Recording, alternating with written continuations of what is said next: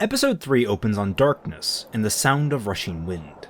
With a flash of white, we find Cinder falling, Raven towering above her as she does.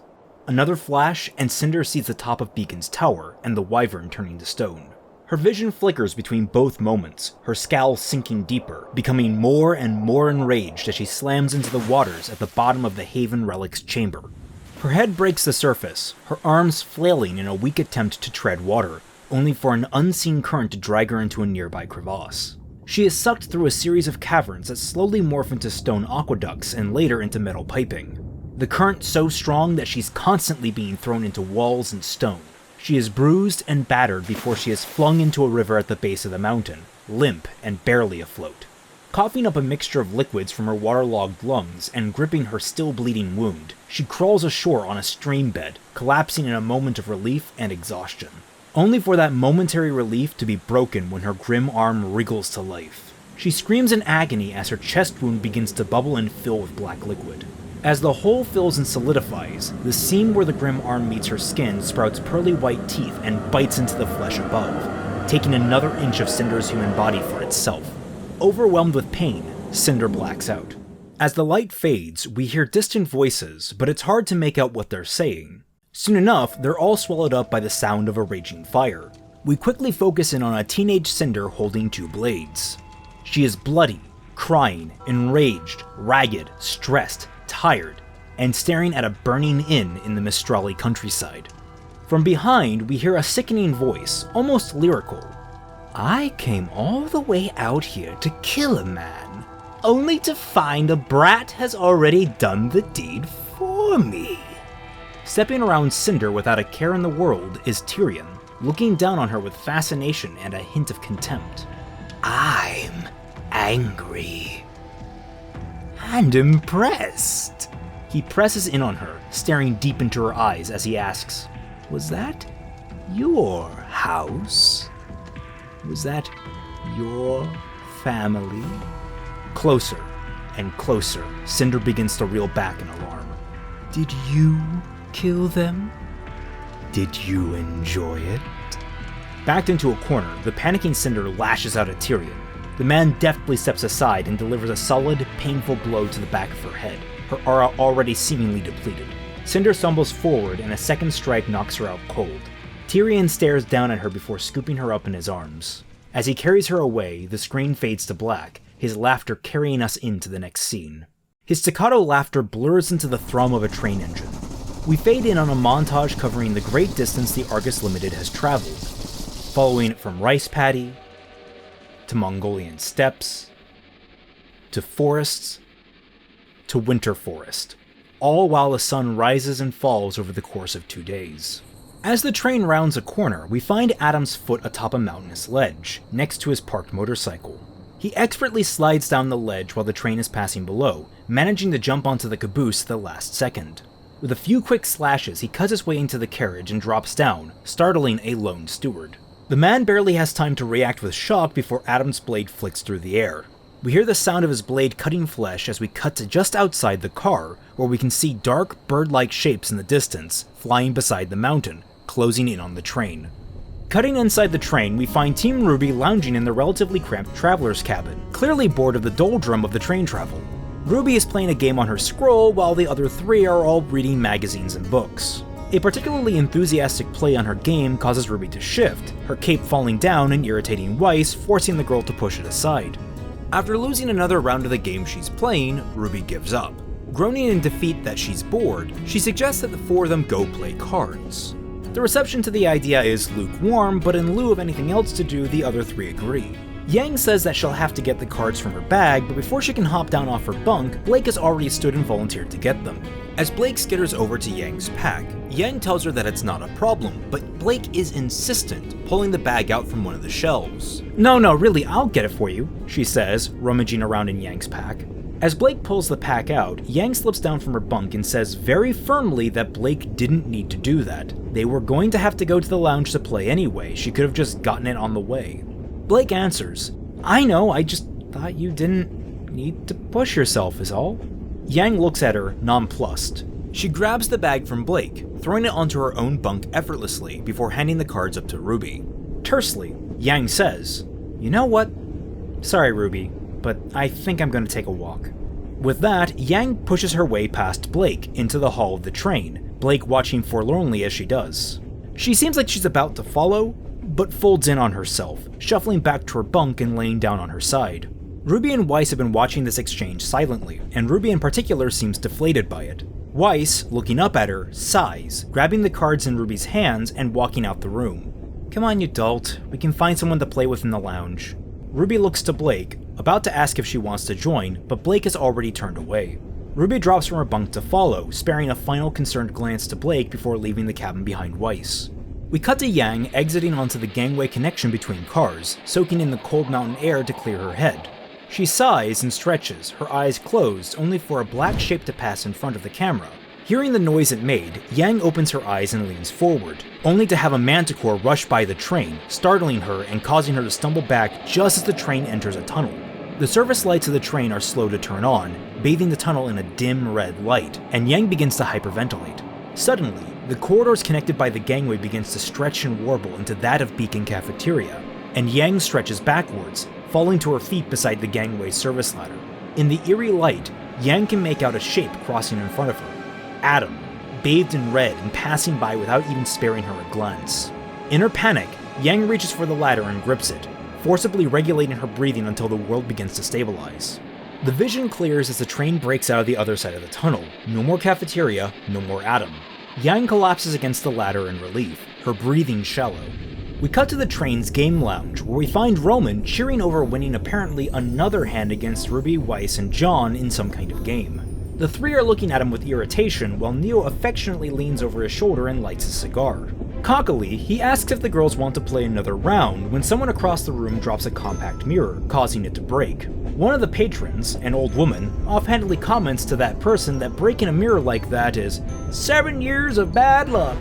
Ruby registers what the old woman says and her face grows confused and concerned. She asks, "Hey John, aren't you supposed to be watching Crow?" To which he replies casually, "What? No, it's Nora's turn." There is a pause before both turn to find Nora with one leg on a table and wearing a flapper's headband while pointing at the old woman who'd spoken earlier and declaring, "Grandma, I am winning those pearls if it kills me!" Ren is beside her with his own hand of cards, hiding his face in embarrassment of Nora's behavior. John and Ruby share a look and he shrugs. "I'm sure he'll be fine?" Ruby drops her head and sighs before standing.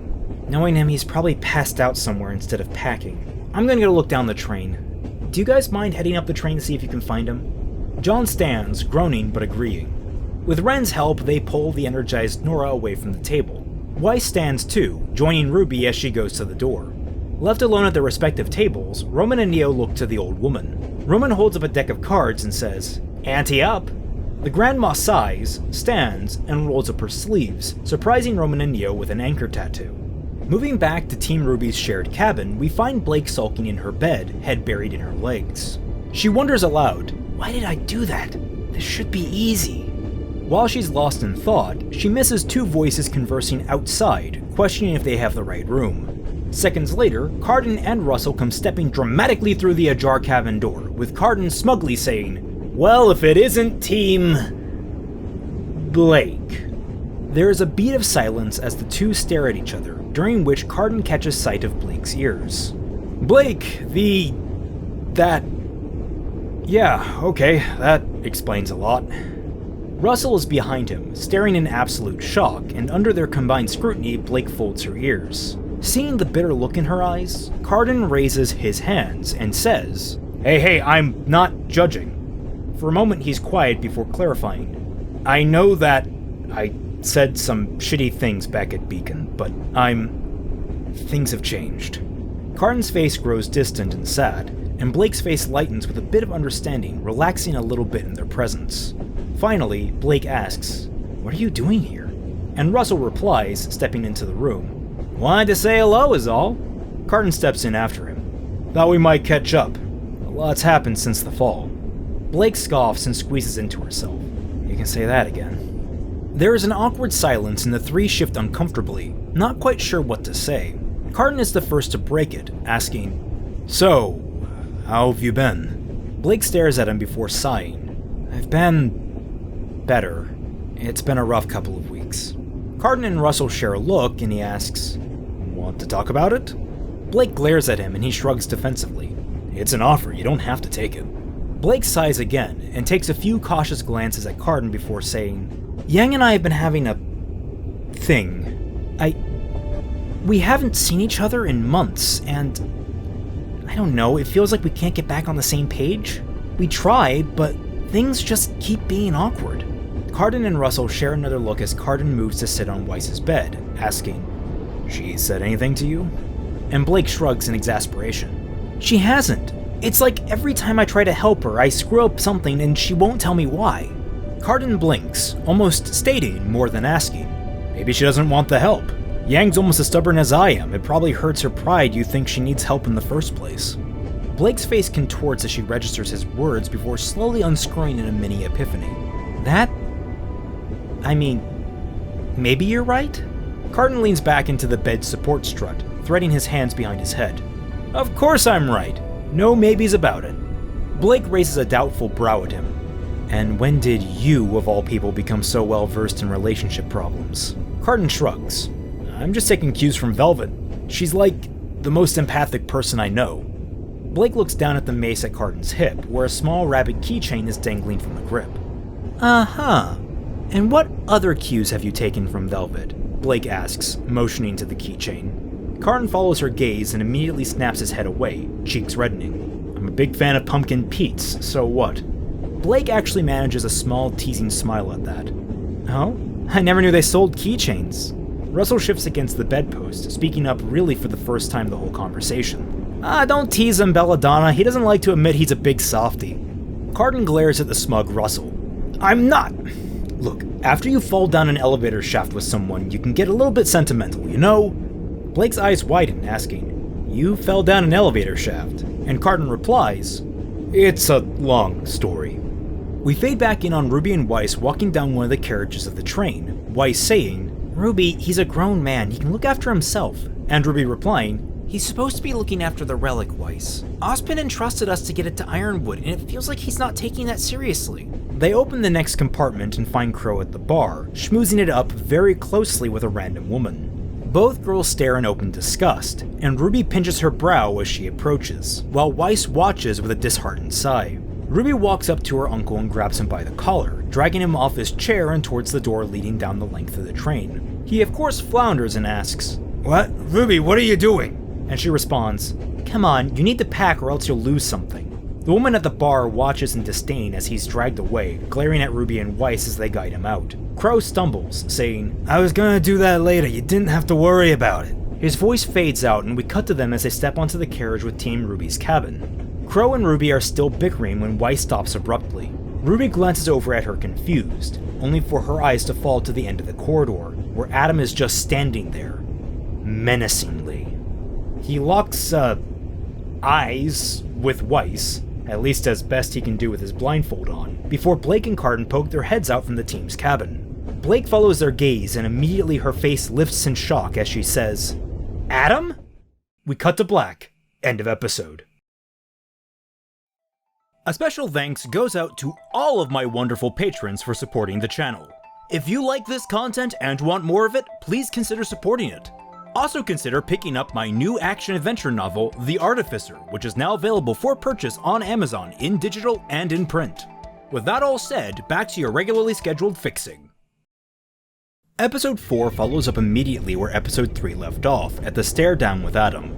Crow reflexively shoves Ruby and Weiss back through the train car door, peppering Adam with harrying fire and yelling at them to run. Cardin similarly shoves Blake back into the cabin and yells at Russell to get her to safety.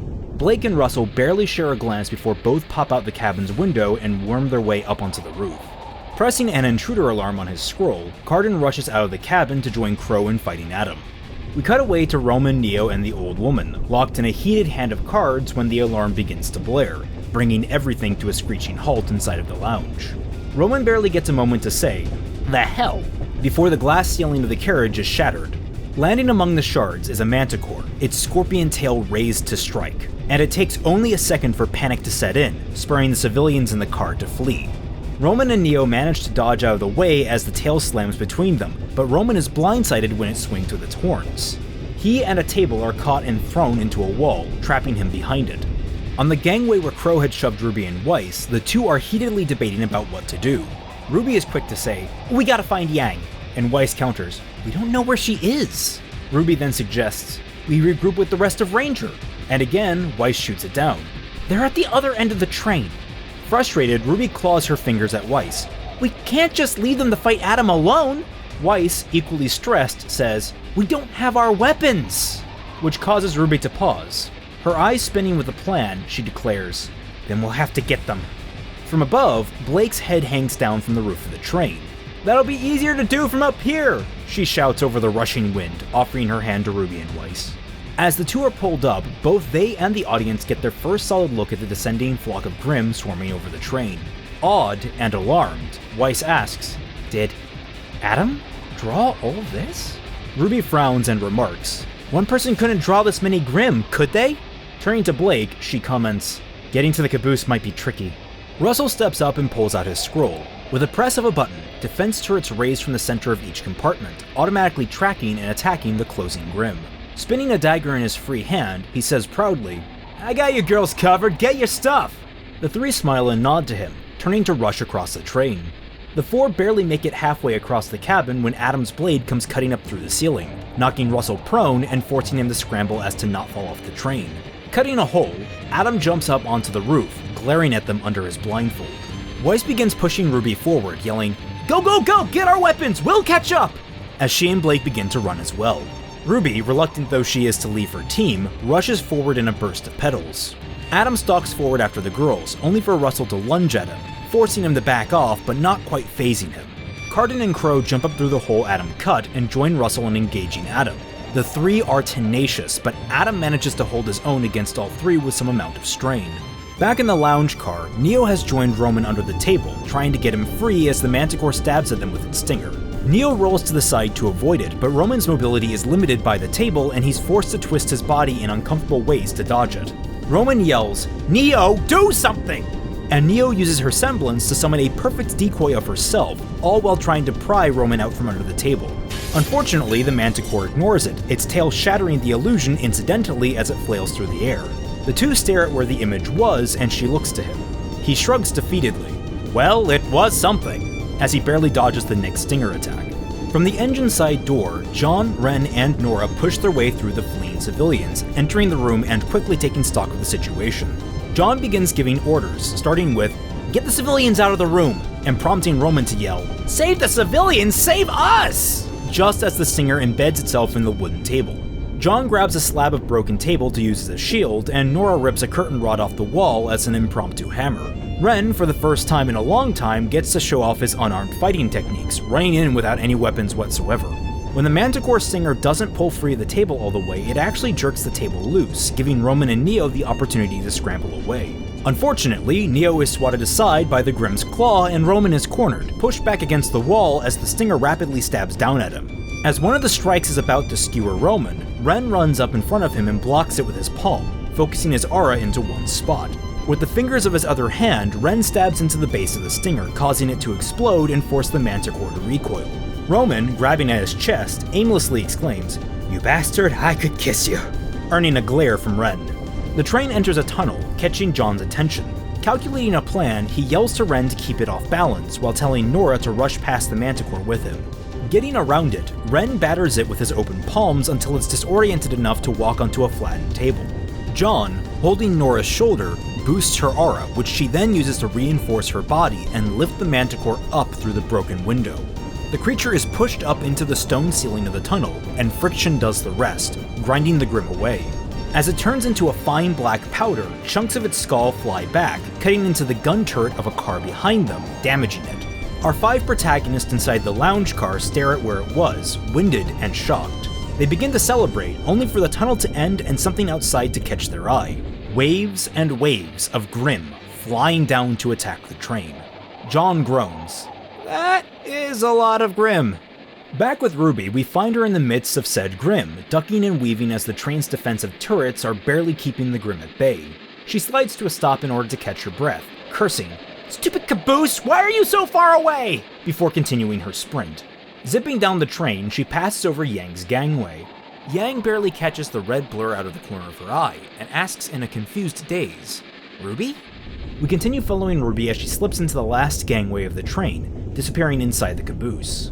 From inside a weapon locker, we see RWBY open it and say, "My baby! Mama's missed you and she needs your help!" Cut to Yang poking her head up from the gangway in confusion just as the winded Blake and Weiss arrive. She asks what's happening, only for RWBY to run up with their weapons haphazardly strewn across her body. Wordlessly, she distributes the proper weapons to her teammates, and the team gets Yang caught up on what's happening. Adam's attacking the train, and he seems to have brought an army of Grimm with him.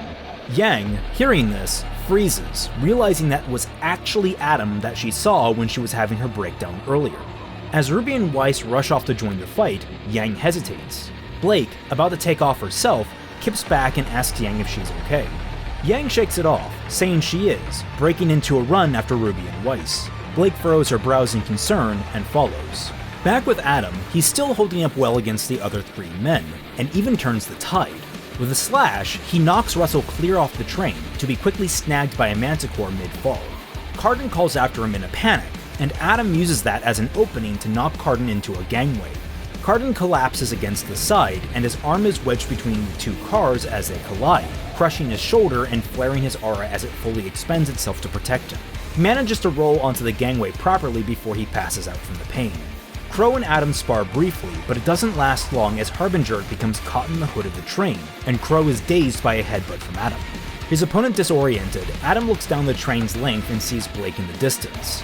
He slams Wilt into blush and begins to glow, preparing a moon slice that will cut across Team RWBY in one fatal blow. Crow, in a double-sided daze, instinctually tackles Adam, who finishes the slice mid-fall. The wave thread arcs just over Team RWBY's heads, missing them all by a foot or two and cutting into the mountains behind them. Adam and Crow slip into the valley fog below. Blake flinches as the red slash slams into the mountain and she watches the slope crack and shudder. Horrified, she mutters, "Avalanche." The rest of her team looks to her, equal amounts of horror dawning on their faces. From the fog below, a lone Corvid flies to catch up with the train, rushing into a damaged train car where it shifts back into Crow.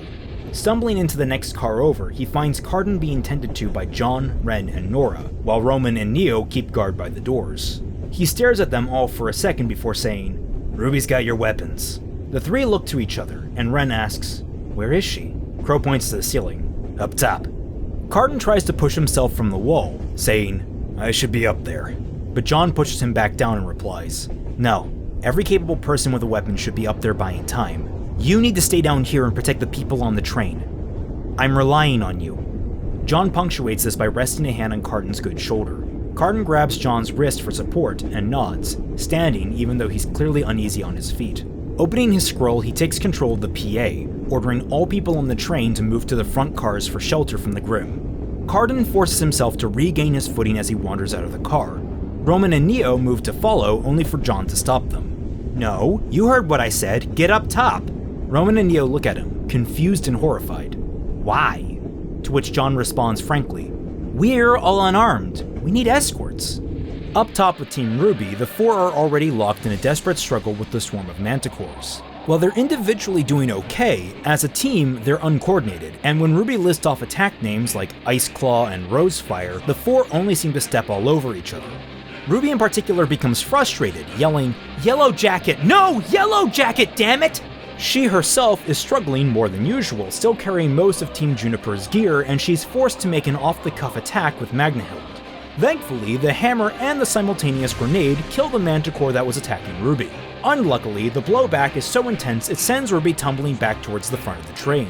This is when Nora arrives and catches the hilt, and RWBY offers Nora a sheepish smile, saying, "She has a bit of a kick." Nora grins wickedly, hefting her weapon with pride. "And that's just when I'm not the one wielding her." John and Ren arrive just behind Nora, and RWBY passes off the rest of the weapons before ordering, "Sugar Rush into Olympus Drop." Nora swings her hammer in a wide, quick arc, while RWBY jumps and lands on the head during the first spin. A second spin, and Nora uses the built-up momentum to fling RWBY forward into the fray. John runs in front of Nora, offering up his shield for her to spring off of. RWBY flies in the air and hooks one of the manticores by the neck with Crescent Rose, tipping it mid-air while Nora comes sailing in to smash it from the side. Nora lands and catches Ruby just as Neo rushes by to assist Yang, who is struggling to take down one of the manticores. Lagging just behind her is Crow and Roman, the latter of which only entering the fray to protect Neo.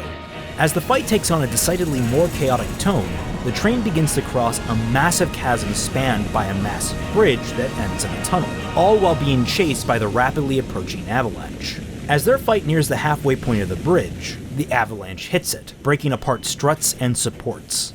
The caboose is the first car to fall, becoming consumed in the snow, and it quickly begins to pull down the rest of the cars on the train. Ruby, seeing this and realizing it's going to domino until it drags the entire train down with it, shoves Nora onto the adjoining car with John and Ren. She gives them one final terrified but resolute look, and wordlessly cuts the car connection with one clean swing. John's eyes widen, realizing what just happened, and he reaches for Ruby, screaming her name as they pass into the tunnel, and its entrance is covered in snow, cutting the scene to black and ending the episode. And that's where we'll leave you folks for now. We're going to be going on a bit of a break here, give our artists plenty of time to decompress, rest, relax, and enjoy the holidays. Unlike a certain company. Until then, we'll be releasing small fun things like the opening and endings as standalone videos, so look forward to that. We'll be returning to regular releases around the end of January, the start of February, so keep your eyes peeled for that. Until then, have a very Merry Christmas, a wonderful New Year's, and we'll catch you all on the flip side.